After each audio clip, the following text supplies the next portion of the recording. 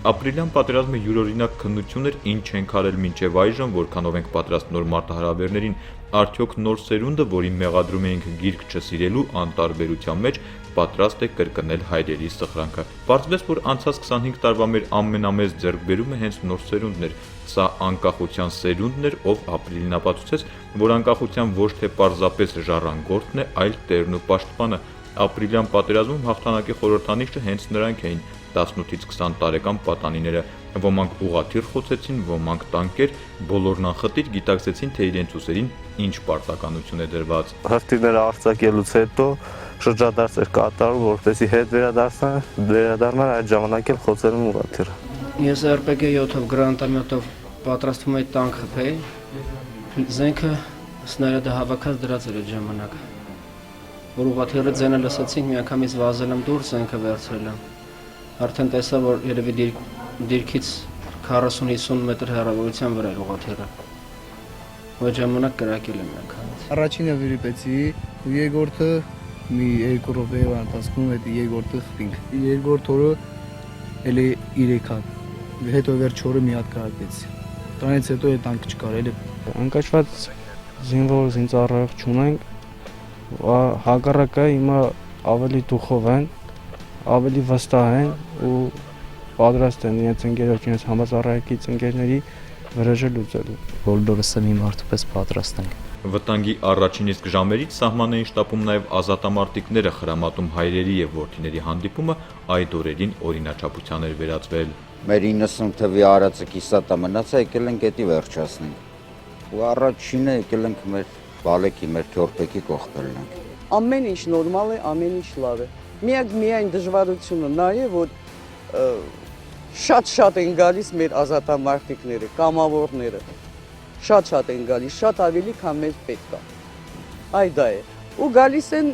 բոլորն են գալիս, չեք պատկերացնում ինչա կատարվում։ Սակայն առաջնության դափնին ավակները հերթափոխին թողեցին։ Արցախի հերոսների շարքը լրացրեց հենց նոր սերնդի ներկայացուցիչը, կյանքի գնով սահմանի իրեն վստահված հատվածը պահած կրտսեր սերժանտ Ռոբերտ Աբաջյանը։ Սահմաններում ընթացող ռազմական գործողությունների հետ սկսվել եւ մինչեւ այսօր էլ պատերազմը շարունակվում է տեղեկատվական դաշտում։ Ադրբեջանը նպատակ ուներ Արցախը տեղեկատվական շրջափակման ենթարկել, իսկ միջազգային հանրությանն էլ կերակրել տեղեկատվության ադրբեջանական տարբերակով։ Բաքվի ծրագրերը ձախողվեցին նաեւ տեղեկատվական պատերազմում։ Ապրիլին Արցախում էր հայաստանյան լրատվամիջոցների դեսանտը մի քանի շարժական հեռուստակայաններով եւ տասնյակ լրագրողներով։ Նաեւ էլեկտրոնային մամուլներ ակտիվ ու օպերատիվ աշխատում։ Ակտիվ էր ոչ միայն հայկական մեդիա դաշտը, եւ CNN-ն էր այստեղ, եւ Reuters-ը, եւ BBC-ն, եւ ռուսական հեռուստաալիքները առաջին ալիքը Live News-ը, Russia Today-ը։ Հավատարմագրում են ստացել 40-ից ավել լրագրողներ, որոնք ներկայացնում են Ռուսաստանը, ԱՄՆ-ն եւ եվրոպական երկրների հեղինակավոր լրատվամիջոցները։ Увидели красоту Ղարաբաղի գեղեցկությունը տեսանք, բնությունը հիանալի է։ Երբ ծանոթներս իմացան, որ այստեղ եմ գալու, քիչ մնաց խելագարվեն, քանի որ այստեղ պատերազմ է։ Իսկ մենք այստեղ տեսանք հանդարտ իր կյանքով ապրող երկիր եւ ժողովուրդ։ Այնտեղ այո պատերազմ է, բայց այստեղ մարդիկ իրենց կյանքով են ապրում։ Տեղեկատվական պատերազմի արդյունքները իմի է բերում Արցախի արտգործնախարարը։ Մենք ընդհանուր առմամբ հաղթանակած դուրս եկանք եւ այն տեսակետը, որը մենք ուզում ենք հասնել միջազգային հանրությանը,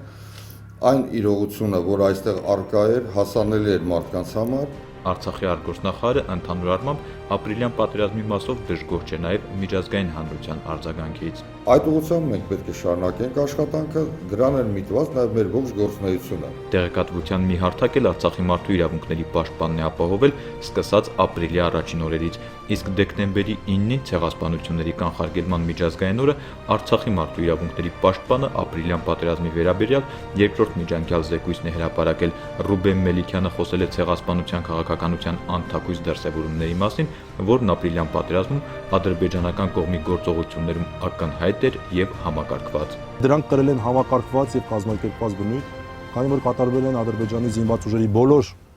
ստորաբաժանումների կողմից, որոնք բոլոր 3 ուղղություններով ապրիլի 2-ին նրանց հսկողության տակ հայտնվել են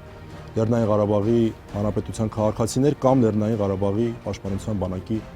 զինծառայողներ։ Մարդու իրավունքների պաշտպանի երկրորդ միջանկյալ զեկույցը հրապարակվեց Թալիշում, գյուղ, որն ամենաշատն է զգացել պատերազմի դաժանությունը, գյուղ, որտեղ այսօր էլ դեռ տեսանելի են պատերազմի հետքերը։ Թալիշը ապրիլյան պատերազմի բաց վերքն էր։ Ապրիլյան պատերազմի օրերին ադրբեջանական կողմի հանցագործությունների վկան ու զոհը։ Հարձակման հենց առաջին րոպեներից հակառակորդը թիրախ էր դարձրել ոչ միայն պաշտպանության բանակի դիրքերը, այլև սահմանամերձ բնակավայրերը։ Թալիշը սահմանին ամենամոտն է, ծաղկուն գյուղը հրետակոծվել է կանխամտածված, նպատակային եւ երկար, ավերվել են բնակելի տներ, հասարակական նշանակության շինություններ, շարքից դուրս են եկել ենթակառուցվածքները։ Ամենացավալին այն էր, որ թալիշցիներն էլ մի պահ ցրվել էին Արցախի եւ Հայաստանի Հանրապետության տարբեր բնակավայրերում, բայց ընդամենը մի պահ։ Պենչ ունենք, երկու պատա թող քանդի։ Բայց այս տանը կողոց տղվարեն կենք, յուրենք նրանց հալատսնան։ Սա երկրորդ հետն է մեզ անցկանում արդեն դրա միջով։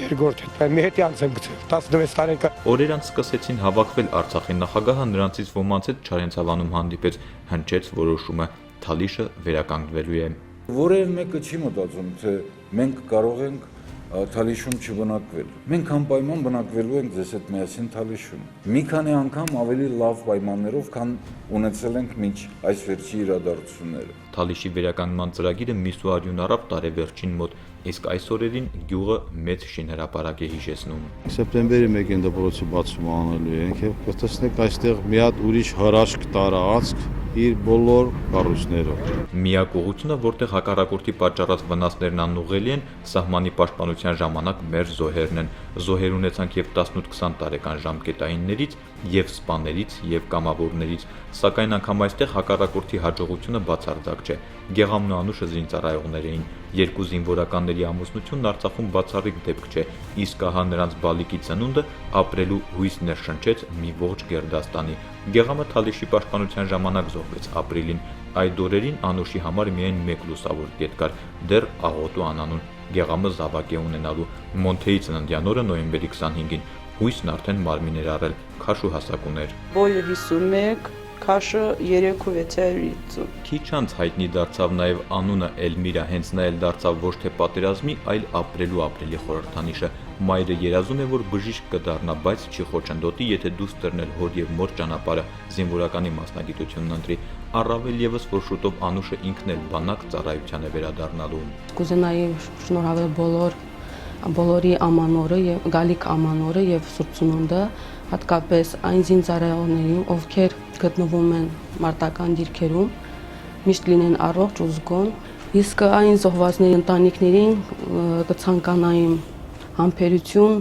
ես ինքս գիտակցում եմ այդ ցավը։ Ոչ միայն Էլմիրան, այլև հազարավոր փոքրիկներ միայն տարիներ հետո կիմանան, որ ապրիլյան պատերազմը նաև իրենց կենսագրության մի մասն է, իսկ այսօր աշխարհի ամենաապահով երկրների փոքրիկների պես արցախցի փոքրիկներն էլ նշում են ամանորը, հավատում հեքիաթներին, իրենք էլ դառնում այդ հեքիաթների հերոսները։ Արցախում իդեպ առաջին դասարան հաճախող փոքրիկների թիվը նախորդ տարվա համեմատ ավելացել է, ավելի բազմամարդ հերթափող նախադպրոցականում է սպասում, նրանք էլ վաղվա զինվորներն են։ Սա թերևս Արցախն առանց արցախցիների երազողներին կամ Արցախին պատերազմով վախեցնողներին լավագույն պատասխանն է։ Նորայր Հովսեփյան, Մերուժան Մարտիրոսյան, օր